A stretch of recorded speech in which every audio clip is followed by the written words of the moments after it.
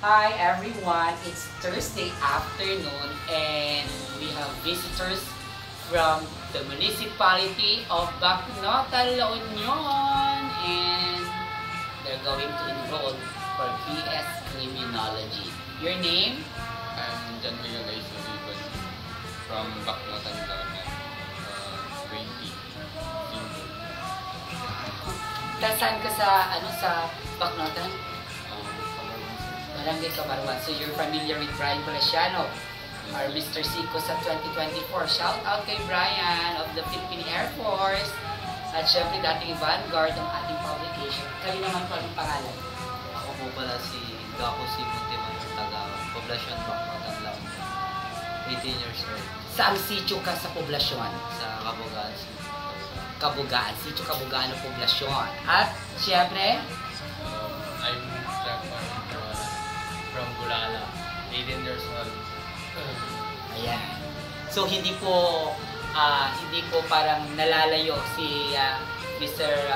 Varola kasi nga sa Bulala doon ako lagi pumupunta. Shout out kay Glebby Campus at saka sa lahat ng mga Sico sessions dyan na certified Aeronautics kasi talagang tambayan pang Bulala. Diba? And I know na mga kaibigan nyo sila. Tama. Okay. Bakit sa dami-dami ng kurso sa mundo? Bakit criminology? Gusto ng tatay ko. Pero yung tatay hindi naman police. Okay. So gusto ng tatay, ilan kayo magkakapatid? Tapos, Panganay kayo. Panganay ka. Tapos sila ng lalaki sa tatlo. dalawa kami sila. Dalawa. Wala namang kapla. Wala. Okay. Tatanong lang. Kayo naman po, ilan kayo magkakapatid? Dalawa. Dalawa. Wala namang police sa pamilya niyo. Nag-aaral lang po. Sa police. Cream. So gusto mo rin din sundan yung yapak niya. Bakit gusto mo mag-cream? Kasi gusto ko din po maprotektan yung mamayan po namin. Ay, yung mamamayan. Grabe, makabayan. Gusto nyo protektahan yung mamamayan. Kayo naman po, bakit? First choice ko kasi So gusto nyo talaga. So ready na ba kayo magpa-haircut? Ready na din ba kayo mababad sa araw pag ROTC? Ready na din kayo mamasi-masi? Okay, so welcome to Sicosat Colleges. Bakit sa Sicosat kayo mag-aaral? Bakit kayo dito sa Sicosat nag-enroll? Ang daming school sa La Union. Bakit sa Sicosat?